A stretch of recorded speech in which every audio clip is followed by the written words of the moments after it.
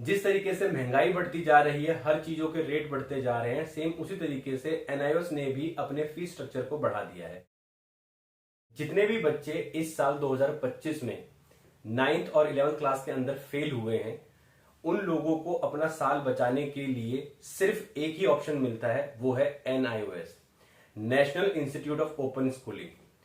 आप अगर अपनी 9th में फेल हो गए, 10th करना चाहते हो बिना साल अपना खराब किए, तो आप एनआईओएस से कर सकते हो।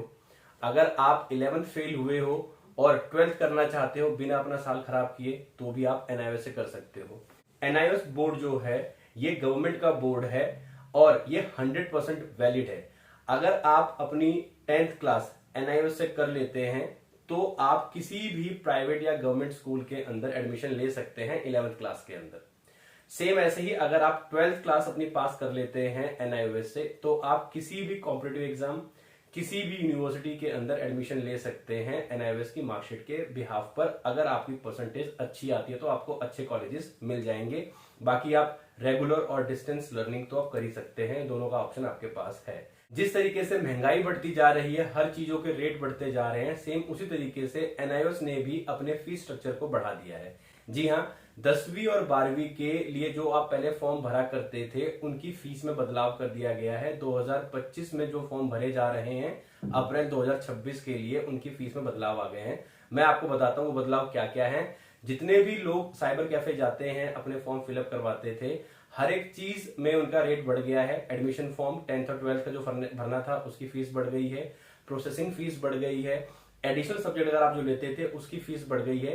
तो लड़कों के लिए क्या फीस होगी, लड़कियों के लिए क्या फीस होगी, अगर आप एक्स आर्मी मैन हैं तो आपकी क्या फीस होगी, 10th की क्या फीस है, 12th की क्या फीस है, सारा मैं आपको मेरी इस वीडियो में बताने वाला हूं। दोस्तों, मेरा नाम है जस्सी और आप मुझे देख रहे हैं मेरे YouTube channel good luck institute में, जिसमें हम आप लोगों को एनआईओएस की प्रॉपर गाइडेंस देते हैं। तो आइए शुरू करते हैं इस वीडियो को।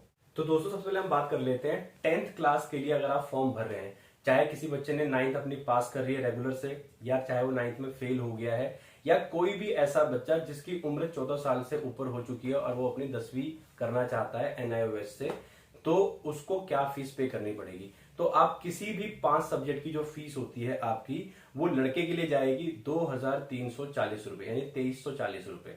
अगर वहीं कोई लड़की अगर लेती है एडमिशन, तो उसके लिए जो फीस जाएगी वो जाएगी 1890 रुपए। तो दोनों में फर्क आ गया हमारा, लड़के के लिए 2340 रुपए और लड़की के लिए जाएगा हमारा 1890 रुपए।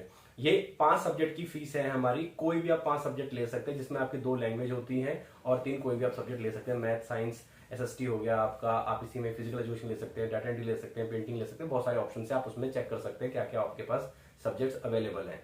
इसके अलावा अगर हम बात करते हैं कि आप अगर SC ST हैं या एक्स सर्विसमैन हैं या हैंडीकैप हैं, अगर आपके पास इन सब चीजों का सर्टिफिकेट होगा, तो जो आपकी फीस लगेगी, चाहे वो मेल हो चाहे फीमेल हो, वो फीस लगेगी आपकी 1560 रुपए। ठीक है। अब हम बात करते हैं कि अगर आप कोई एक्स्ट्रा सब्जेक्ट लिखते हैं, मिनिमम हमारे पास 5 सब्जेक्ट होते हैं। मैंने आपको फीस बता दी, लड़के के लिए कितनी, लड़की के लिए कितनी, SC ST हैंडीकैप और एक्स सर्विसमैन के लिए कितनी हो सकती है। इनके अलावा कोई भी अगर आप एक्स्ट्रा सब्जेक्ट लेते हैं, मतलब 5 की जगह आप 6 ले लेते हैं, 6 की जगह आप 7 ले लेते हैं, तो पर एक्स्ट्रा सब्जेक्ट आपको 940 रुपए पे करने पड़ेंगे। ये तीनों के लिए ही एप्लीकेबल है, चाहे वो मेल हो, चाहे वो फीमेल हो, चाहे SC ST हैंडीकैप या एक्स सर्विसमैन हो, सबके लिए एडिशनल पर सब्जेक्ट की जो फीस जाएगी वो 940 रुपए जाएगी। अब हम बात करते हैं कि अगर आप 12th क्लास का फॉर्म भरना चाहते हैं, चाहे आपने 10th के बाद पढ़ाई छोड़ दी, आपका 1 साल का गैप है, आप डायरेक्टली 12th कर सकते हैं। अगर आप 11th पास हो गए हैं, किसी वजह से आप रेगुलर नहीं करना चाहते, तो भी आप 12th कर सकते हैं। अगर आप 11th फेल हो गए हैं, तो भी आप 12th भर सकते हैं। ये तो उसके लिए फीस क्या जाएगी आपकी 5 सब्जेक्ट की। लड़का है तो उसकी फीस 2600 रुपए जाएगी, लड़की है तो उसकी फीस 2150 रुपए जाएगी, और सेम SC ST हैंडीकैप और एक्स सर्विसमैन है तो उनकी जो फीस जाएगी वो 1690 रुपए जाएगी, अगर आपके पास वो सर्टिफिकेट्स हैं तो। इसमें भी सेम है कि अगर आप एडिशनल सब्जेक्ट लेते हैं तो 940 रुपए आपकी पर एडिशनल सब्जेक्ट की फीस जाएगी। इसके अलावा दोस्तों, मैं आपको और एक बात बता दूं, अब इन्होंने एक चीज और चालू कर दी है कि जब आप ऑनलाइन का फॉर्म भरते हैं, तो अब यहां पर आपको ऑनलाइन फॉर्म का प्रोसेसिंग फीस देना पड़ेगा, जो हो गया है 70 रुपए।